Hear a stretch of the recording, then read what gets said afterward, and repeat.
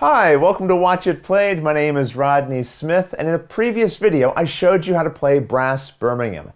But at the same time, Brass Lancashire, a similar but different version of the game, was also released. This video assumes that you already know how to play Brass Birmingham and would like to see the differences so you can play Brass Lancashire. So join me at the table and let's go over them. When set up, notice that the board is double-sided. The one with this exclamation mark is a special map specifically for a two-player variant, but the other side is for 2 to 4 players, and we'll use it here. In addition to cards, you'll also find tiles that are marked with the number of players that you currently have. In this video, we'll be setting up for 2 players, so we'll remove any that do not show the 2-player symbol. Also, no matter how many players you have, you'll remove the 2 cards that show this exclamation mark symbol. After you've shuffled the draw deck, deal face down a number of cards equal to the number of players, then this Stevenson rocket tile, and the rest of the deck on top of that. During the game, you'll stop drawing from the deck as soon as this tile is revealed, meaning the cards under it will not be used, but they will come into play during the Rail Era, as we'll see. There are no wild cards in this version of the game, or beer, but we do have these distant cotton market tiles, which are shuffled and placed face down here. This is the distant cotton market, and you'll put this marker into the topmost left space here. The coal and iron markets will start the game completely filled. Players will start with 30 pounds from the bank and will fill their personal boards as usual, but the only commodity is cotton. There's no pottery or manufactured goods, though there are other tiles like ports and shipyards, along with ones that we're familiar with, like the cotton mills, ironworks, and coal mines. Otherwise, the rest of the setup and even the general gameplay is the same as in Birmingham, with each player performing 2 actions on their turn, except during the first round of the Canal Era, where they'll only perform 1 action. But now let's go through the different actions and discuss any changes.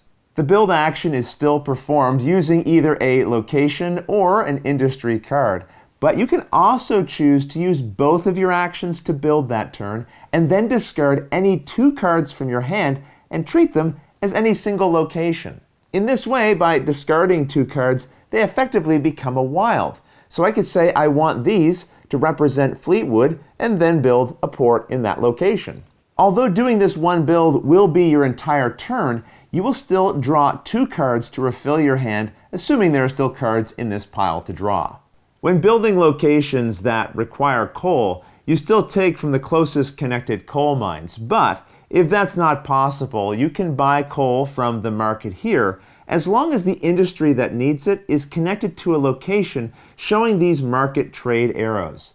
They will either be found on the outside edges of the board on certain locations, like this one, or on unflipped or flipped port tiles. As long as you're connected to at least one location with these symbols, then you can take the required coal from here at the cost showing.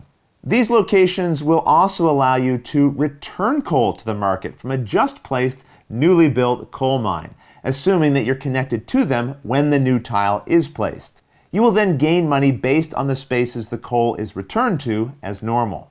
Before continuing, I should point out that shipyards are a new type of tile you can build, but any that show this lock symbol cannot actually be built. You must instead use the develop action to discard them in order to get access to the higher level ships, which can then be built as usual. And these are special because as soon as they are placed on the board, they are immediately flipped over, and they are worth a lot of points. The network action remains the same in this version of the game, with one exception. When building 2 rail lines at once in the Rail Era, it only costs 15 pounds. No beer is required. Using the sell action enables you to flip cotton mill tiles, and this is also how you can flip port tiles. When selling, one option is to pick an unflipped cotton mill and an unflipped port owned by any player that is connected to it, and then you flip both of them. Any player whose tile was then flipped gets the income bonus showing on their tile. So in this case, the yellow player would get an income bonus of 5 and the purple player would get a bonus of 3. Just keep in mind you can only perform a sell action in this way if the cotton mill you are trying to flip is connected to an unflipped port. Now that said, there is an alternative way to perform a sell action.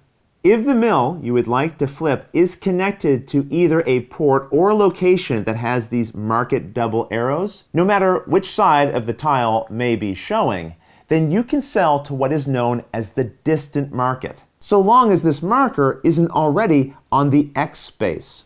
If you pick an unflipped port to sell to using the distant cotton market, then this port tile will not be flipped like in the previous example. We're using this location to sell on the distant market, but not directly to it. To represent this, we instead flip the topmost distant cotton market tile into this space, moving the marker here down this number of spaces. You then advance your income by the number shown to the left of the row it is currently in, unless the marker was moved into the final X space, in which case the sale action would just end immediately, meaning that your cotton mill wouldn't flip. But in this case, it does, and it says my income goes up by 5, which I will also indicate here. In this way, selling on the distant market is a risk. You're pushing your luck because the sale might fail. But it's often a good option if you don't want to sell to an opponent's port, helping them flip it over. To give you a sense of the risks of selling to the distant cotton market, here are the possible numbers found on the tiles in a two-player game. Assuming your sale was successful, you may then perform additional sales for other mill tiles as usual. Next, let's look at the loan action, and unlike in Birmingham, you can choose what kind of loan you wish to take, either a 10, 20, or 30-pound loan, after which you move your income marker back either 1, 2, or 3 levels respectively.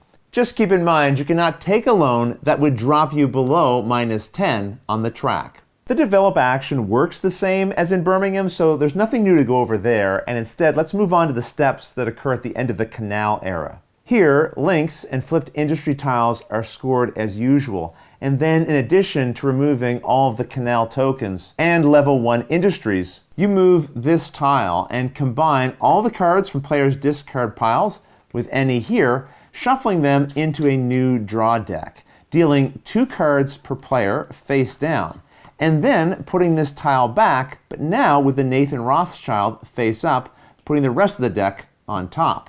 All distant cotton market tiles are then collected together again and shuffled into a new stack here, with the distant cotton market marker put back at the start of its track. The Rail Era is then played following the rules as explained here and in the Birmingham video, except that you may never take a loan during the final 4 rounds of the Rail Era, which you'll be reminded of once the face of Nathan Rothschild is revealed. As soon as that happens, place the tile by the bank. This means that the following round will be the last one where loans may be taken. After that next round, flip the tile over to indicate that the loan action may no longer be taken. Also keep in mind that unlike during the Canal Era, cards that were under the tile will continue to be drawn by the players until the deck is fully exhausted. Once the Rail Era ends and after scoring links and flipped industries, each player gains 1 victory point for every 10 pounds they have, and then the winner is determined as usual. Lancashire represents an updated and streamlined version of the original Brass, but if you'd like to play using the original rules, you can, and those are outlined here in this column on the back of the rulebook.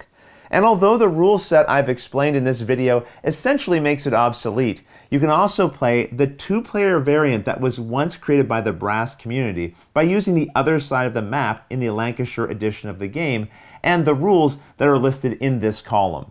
Otherwise, that's everything you need to know to play Brass Lancashire once you know how to play Brass Birmingham. If you have any questions at all about anything you saw here, feel free to put them in the comments below and I'll gladly answer them as soon as I get a chance. You'll also find forums for discussion, pictures, videos, and lots more over on its page at Board Game Geek, which I'll put a link to in the description below. But until the next episode, thanks for watching.